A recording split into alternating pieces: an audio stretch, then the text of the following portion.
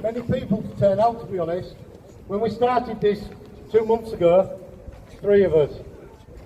And it just goes to show what a bit of advertising does. Operation Marksman started in 2019. 2 years of investigation by the police. 34 arrests, 200 electronic devices seized, not one shred of evidence.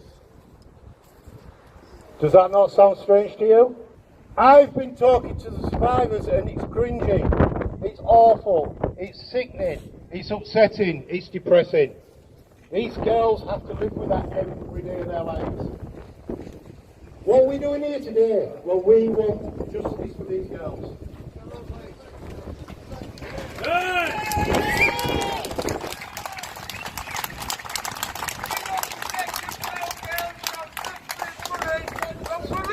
We want the police to do the job! Exactly!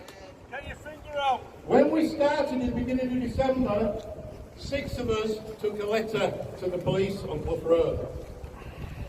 I've been asked many, many times what were in those letters, and I've kept it to myself, really. There's only about 3 people that actually know what was in it. What I want to do now is read out some of the questions I asked, and the police's reply to them questions. Why did you end the recent investigation of Operation Market Garden relating to the persistent violent sexual crimes against children? You were provided with numerous witnesses' statements and colossal supplies of evidence from various sources, including the names, addresses of all these offenders. This was handed on a plate to you to go and seek justice, yet you failed to see the investigation through to the end. This not only allowed the reported offenders to escape justice, but to encourage them with continue in the knowledge that was drawn out of the investigations under your watch are likely to fade away. This renders any children or any child protection laws and safeguarding guidelines irrelevant in your police authority. Now I'll give you their reply.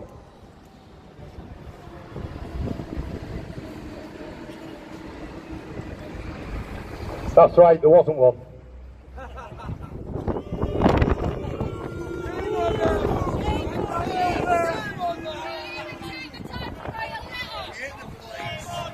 Question 2. Why do you refer to the importance of the need for electronic evidence? Was the evidence of the girls not enough? Do you need us to introduce you to the procedures in rape convictions of minors where electronic evidence was not only the basis of a court would consider evidence? This is a big area of concern that your investigation seems to be dismissive of all forms of evidence in favour of one which we assume has resource and budget implications. Please clarify this comment as to why the overwhelming evidence from these girls was not enough. Now for the police's reply.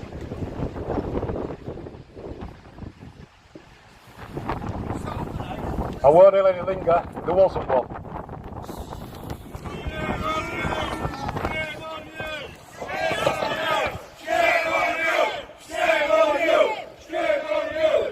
Next question. Why did you fail to work closely with the supporting school who provided you with hundreds of logs after they took the time personally to support the diary and the abuse of these children? The local social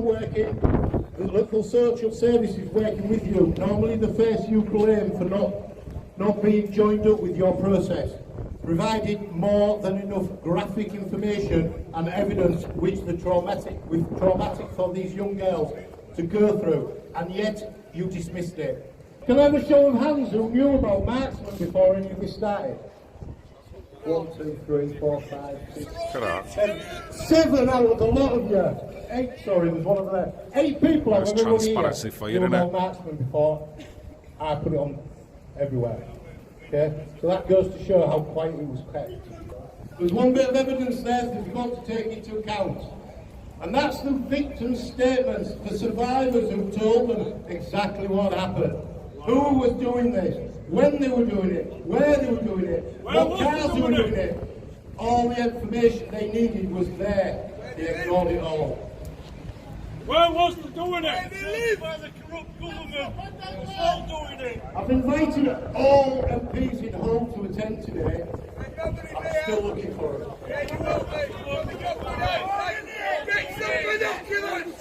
Just remember, when you go out to vote, who didn't turn up today to support the young girls of this city? What are they doing for this city? Making it look pretty. That doesn't help the girls.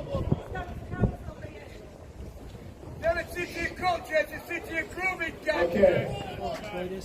For now, that's enough from me. So I'm going to stand in over some of the speakers.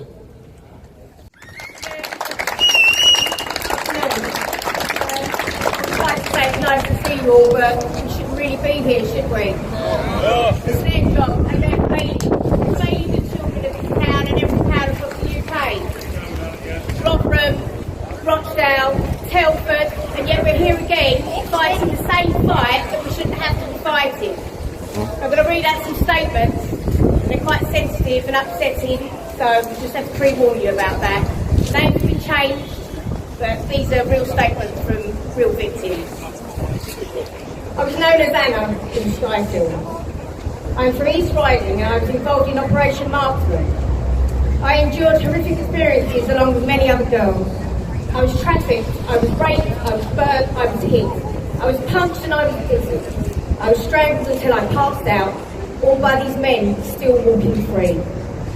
I then handed the police thousands of pages of evidence, along with other girls, all for the police to turn around and tell us that there wasn't enough evidence. These men are still in and around Hull and still being seen with vulnerable girls. We need justice, and we need these men locked up, or it will never stop. Are you wearing this over there? We are very grateful for everyone who has turned up today to support us in getting justice. Also a huge thank you to Sky News who got our story out there and has supported us ever since. I am Megan and I am from Hull. I was involved in Operation Marksman. I was sexually assaulted, locked in a room and left bruised. I was drugged to the point I was forced to film from my neck down. I have no memory of what happened or how I got home. I went to, my pronunciation, Clough Road, Home Road, to report the abuse, where I was turned away and told it was too serious for the police to deal with. I am Millie. I was also involved in Operation Marksman. I was taken with another girl to Leeds. We have all been failed by the police, with not one prosecution. We are very grateful for all your support from the people of Hull, and thank you for you all attending this protest today. It's nice to finally listen to, and we will get justice. Sorry, guys. Hard to listen to. And you can hear the reaction.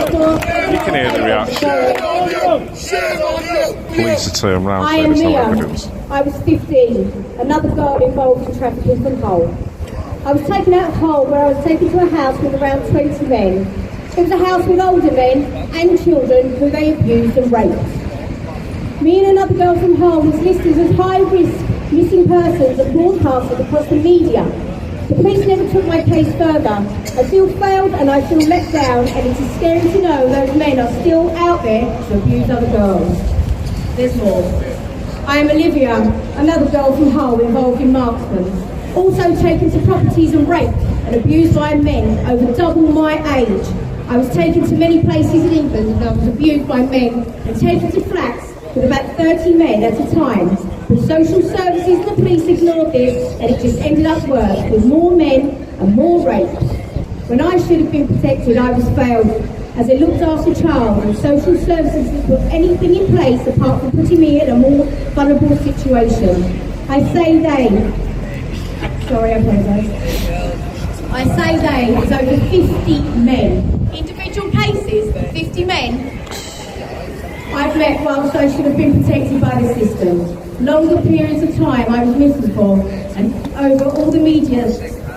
Alright, periods of time I was listened for, and over all the only social media have sat through video interviews, etc., as we are promised justice.